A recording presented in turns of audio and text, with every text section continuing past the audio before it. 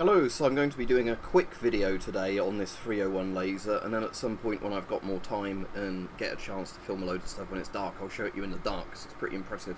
So this is a 1 watt green laser, and it seems to be the most common one on the market. Now, annoyingly, green lasers cost more than blue lasers now, so green being more visible to the human eye, it's a prettier looking laser, but it's not actually as powerful. So it's powered by a single 18650, and they actually included one with it, just, with stuff on it so it wouldn't make contact with anything.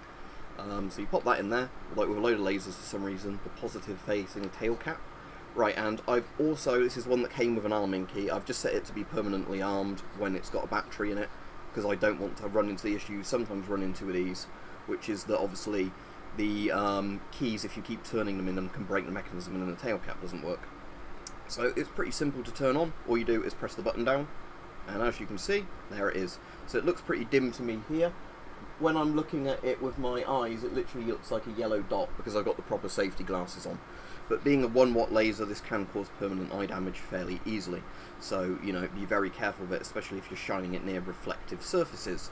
Now, the interesting thing with this, despite it being a 1 watt green, if I shine it, for example, on the Geiger counter in the background, it doesn't really make the phosphor screen glow. And it seems that when I was testing this yesterday, that green wavelengths aren't very good at making phosphors glow. Like with that phosphor sheet there, that's really good at glowing with the blue lasers. Doing it with a similar power green one doesn't do anything, even though that this looks brighter to the human eye. So this has basically a 2-stage sort of focusing cup, if that makes sense. You've got the first bit where that's the laser with the diode there, and that's got a basic sort of focusing cup on there that makes it a nice circular shape as opposed to a rectangular shape. And then you've got this bit which adjusts the sort of lens at the end, to adjust the focus.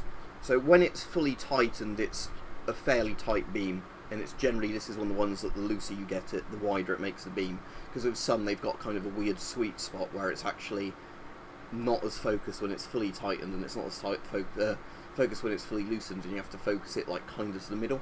But as you can see, this one, when it's fully tightened, it's a pretty small dot, easier to see with my glasses on than it is for the camera, because the dot is actually a bit like a pinprick dot. It's just that because it's so bright, the camera sees it differently. With that going like that, that's becoming a much wider laser, but obviously dimmer. Now, what I'll do to demonstrate the size of the dot to you, although I have to be very careful and just look at the screen because of the danger factor, I will put these laser safety glasses over the webcam, so you're suddenly going to see everything look quite different. If I can get them to sit on there right, there you go. And while that's there, let's do that. See that's what it looks like when you've got the laser safety glasses on, like a much smaller yellow dot. Now, this is very, very good at night. So if you thought the 2 or 8 watt blue lasers looked impressive at night, the 1 watt green is much, much better. Just simply because of the fact that the green wavelength is much more visible to the human eye, I guess, unless you're colourblind like my dad is in certain wavelengths. So therefore, when you use this at night compared to, I'll try and film it on the camera at some point, like next to the 8 watt, this will look brighter than the 8 watt despite the fact it's not.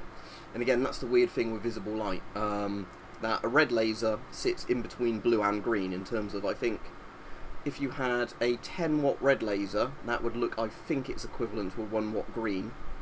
And then you need something like, isn't it, 80 to 100 watts of blue to look like the same brightness, which is crazy. Like, obviously, the thing you have to understand with eye damage from lasers is that even if it doesn't look bright to you, like, if you didn't have your safety glasses on, then were shining it around like that, and you're actually directly looking at it, not looking at the screen, just a reflection off of a reflective surface, like a white wall, can be enough to actually cause eye damage, permanent eye damage. Now, the interesting thing is, blue lasers cause more eye damage for the same wattage than green, but the green your eye reacts to more. So you'll get more flash blindness from a green, but it's less likely to cause permanent damage if you look at it for the same amount of time. But obviously you don't want to be hit by any of them. But blue is definitely worse for like causing burns to the retina or whatever it does. Green, although it will still burn the retina, causes much more of a flash blindness, like a flash bang going off. So in terms of distraction, if somebody shone a green laser at you, you would react more to it, and it'd be more dangerous, say, immediately if you were driving, or if some twat's doing it while that football game was on and trying to shine it in a goalkeeper's face because, they're a loser. So for that reason, green lasers are the worst in terms of being a distraction risk. In terms of actually being a risk to you know, just your overall eyes in general. Blue is probably worse, but you don't want any laser shining in your eye, because it's the same problem with IR and UV lasers. You can't actually see those with your native eye, or can barely see them with your eye depending on the wavelength, but they certainly cause eye damage because they're still interacting with your eye, it's just you can't observe it. So there you go. So this is laser 301. You can find these in several sites online. So it's a 1 watt green, and annoyingly for a 1 watt green you are going to have to pay more like the £50 to £60 sort of price for them. You know, where you can get, I think, 1 watt blues now for sometimes about $20, $30, £20, £30. And it's because blue diodes are being mass produced more, I assume, due to Blu-ray players and stuff like that. Although green is definitely the prettier colour to look at.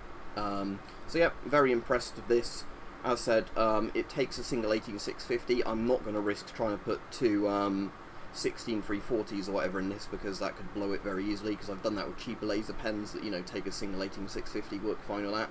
Don't work so well when you put, you know, due to overvolting it, to those in it. So I'll give this a charge again now, because they included an alright battery, but I have bought some higher end 18650s to come with it. Because you will find with a laser like this, you'll probably want the best battery possible in terms of capacity and power output.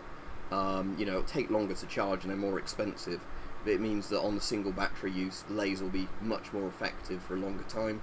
The problem is with the cheaper batteries, you'll run into the thing where they'll either have a very low sort of capacity, so you won't use the laser very long before it gets very dim, or you'll have ones that are very inconsistent at power output, so you know, it's going to be a bit different every time you charge it in terms of how bright your laser looks. Whereas if you go for a high-end battery, you know, it looks very good until you basically completely run the battery down every time, rather than it being like bright and then going dim very quickly, or, you know, just not holding a charge, so you can only use a laser for 2 minutes. But there you go, laser 301. It's good. Be very careful if you get one, because as I said, risk of permanent eye damage like any good laser.